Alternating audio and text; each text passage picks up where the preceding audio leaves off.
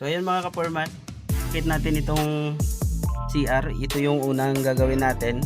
So ilukit natin kung saan ito naka-connect yung mga bowl.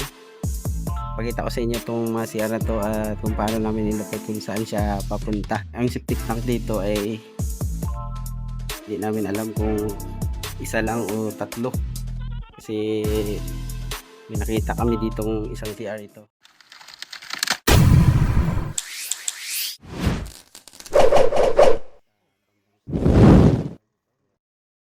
Good morning mga ka-foreman. So andito tayo sa bagong project natin.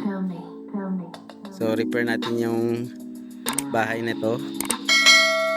At dito naman sa labas, dito sa kanyang gate, so repaint lang natin yan. Kasama itong steel fence sa taas. Pasok tayo dito. So andito na yung tropa mga ka-foreman. Ito yung bahay. Gagawin natin itong paupahan na bahay mga ka-foreman. Gawin natin 3 kwarto ito, na sa isang kwarto, isang unit na yun ay mayroong isang kwarto din sa loob at may sala din, lababo at saka CR, saka may laundry din ito sa loob. Yun ang gagawin natin dito.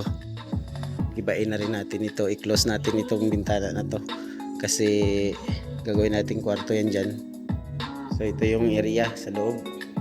So dyan yung lababo at dito may dining table. So ito magiging sala na rin. Saka dyan tayo ng isang CR dyan, magbutas tayo dyan. Ito naman division tayo dito. Yan. At may pintuan din dito para sa magiging kwarto. Yung kwarto ito na area. Mayroon itong CR dito. Sarado natin ito dito. At buksan natin dito sa area na to para magiging CR ito ng unang unit. Yan, saraduhan natin yan para sa room 2. So, pakita ko dito. Ito yung isa pang unit, pangatlong unit. So yan, hallway kasi yan, mayroong open dyan. Yan, sarado natin yan para magiging partition na ito para dito sa pangatlong unit. So bawat unit mayroong isang kwarto. So preparado na rin yung lagayan ng aircon mga ka-foreman. Ayun, ibutas doon. Ito yung pinakamalapad na unit. Saka maganda dito, sit up na yung kanyang lababo. Papalitan lang natin yung tiles at saka yung sira sa mga takip. Ikutin natin dito sa labas. Ito yung forma ng harapan. At sa likod mayroon din namang space dito. Pasok talaga ito sa mga standard. Yan, kasi kailangan talaga mayroong space sa likuran para in case of emergency may daanan. Paikot yan, mayroong daanan dito. Ayan, importante mayroon talagang access ng tao sa likod para hindi makulong yung tao pag in case ng mayroong sunog. Dito yung laundry area. Ito yung mga dating design mga ka-foreman, maganda. Renovate lang natin sa loob para magiging 3 unit na paupahan. So ayan mga ka-foreman, locate natin itong CR. Ito yung unang gagawin natin. Pakita ko sa inyo itong mga CR na to at kung paano namin ilocate kung saan siya papunta. Kasi ang septic tank dito ay hindi namin alam kung isa lang o tatlo. Kasi may nakita kami ditong isang CR ito. So nakita namin na septic. So ito yung isang CR. So ilocate natin kung saan papunta ito mga ka-foreman. Kasi kung malocate natin, mas madali natin siyang i-repair. So ang gagawin natin mga ka-foreman, ibubuhusan natin yan para malaman natin kung saan papunta yung tubig. So andun yung tropa natin nakaabang. So andito yung isang CR mga ka-foreman.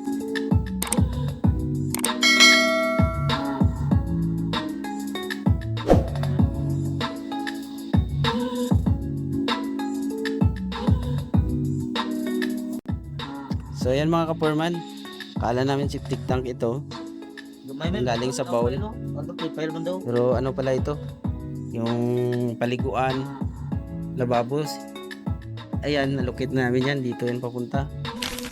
So yan mga ka-foreman, yung floor drain natin saka yung drainage ng lavatory. Hindi natin malukit kung saan papunta.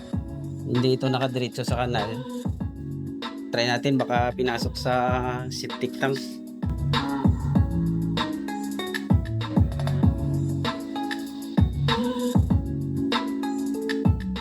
Yung dalawang existing na CR mga ka-foreman dito nakakonect. So kita na natin na dito nakakonect sa septic tank na to. So ayan mga ka-foreman, start na tayo magbagbag. So ayan mga ka-foreman, itong didos na pipe floor drain yan, nakakonect pa rin dito sa septic tank. Yan yung septic tank.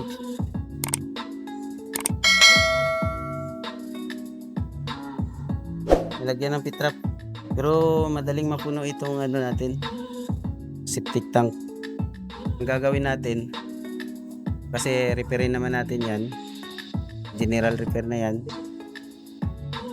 ibahin natin yung connection ng water closet, dito natin papasukin sa septic at gawa tayo ng ibang linya na papuntahan ng floor drain. Ito yung floor drain na to, yung didos na PVC number 4, ano yan, water closet. Itong nakikita natin na pipe mga ka-foreman, breather ito. So ilukit namin ito kung saan ba ito banda naka-position o saan ang connection nito. So ito namang isang pipe na to, suyurin natin kung saan papunta. So ito yung mahirap sa mga renovation mga ka-foreman, mahirap talaga ito, mahirap maglocate. Yan, kaliko siya dito kung saan lang siya napunta. Ayan, papunta rito.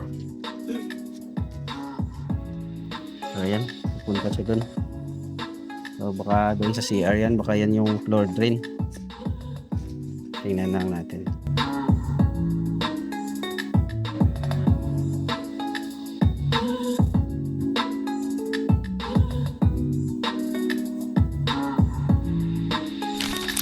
So ayan mga ka-foreman, dala tayo ng mga materials dito. May mga pamorma tayo, hierro at saka mixer na dala tayo at scaffoldings. Ito yung unang kwarto, so binagbag natin, tinanggal yung main door. Yan yung main door dyan. Ito naman yung open para daanan doon pa loob. Maglagay tayo ng pintuan dito. Ito yung entrance.